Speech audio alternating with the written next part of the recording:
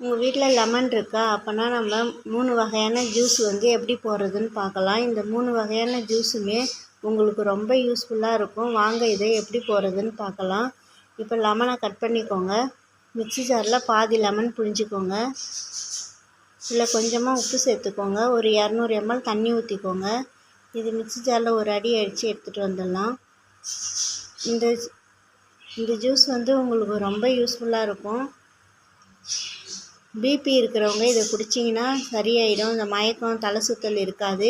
இன்னொன்று இது சுடுதண்ணியில் கலந்து குடிக்கும்போது உங்களுக்கு காலை டைமில் ஃப்ரீயாக மோஷன் போகும். அதனால் இதை மிஸ் பண்ணாமல் செய்து குடிங்க.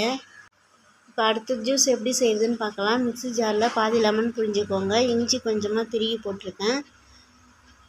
3 ஸ்பூன் சர்க்கரை போட்டிருக்கேன். கொஞ்சம் உப்பு போட்டிருக்கேன். 200 ml தண்ணி ஊற்றிக்கலாம். இதை மிக்ஸி ஜாரில் போட்டு ஒரு அடி அடித்து எடுத்துகிட்டு வந்துடலாம். இப்போ வாங்க இதை ஒரு டம்ளரில் வடிகட்டிக்கலாம். நான் கிளாஸ் வச்சுருக்கேன், அதில் நான் வடிகட்டிக்கிறேன். இப்போ நான் சப்ஜா விதை ஊற வச்சுருக்கேன். அந்த சப்ஜா விதையும் இதில் சேர்த்துக்கலாம்.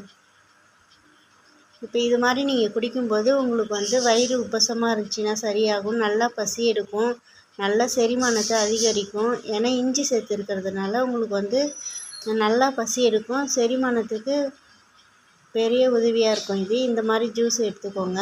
இப்போ 3வது ஜூஸ் தயாரிக்கலாம். பாதி லெமன் பிழிஞ்சிக்கோங்க. இதில் ஒரு கைப்பிடி அளவு புதினா சேர்த்துக்கோங்க. கொஞ்சமாக உப்பு சேர்த்துக்கோங்க. இதில் 200 ml தண்ணி ஊற்றி இதையும் நம்ம அரைச்சி எடுத்துகிட்டு வந்துடலாம்.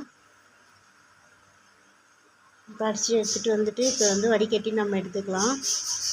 இது நீங்கள் டெய்லி வெயிட் லாஸ் பண்ணணும்னு நீங்கள் நினச்சிங்கன்னா டெய்லி தினமும் காலையில் வெறும் வயிற்றில் இதை குடிக்கும்போது உங்களுக்கு வயிற்று சுற்றி இருக்கிற கொழுப்புலாம் கரைஞ்சிடும்.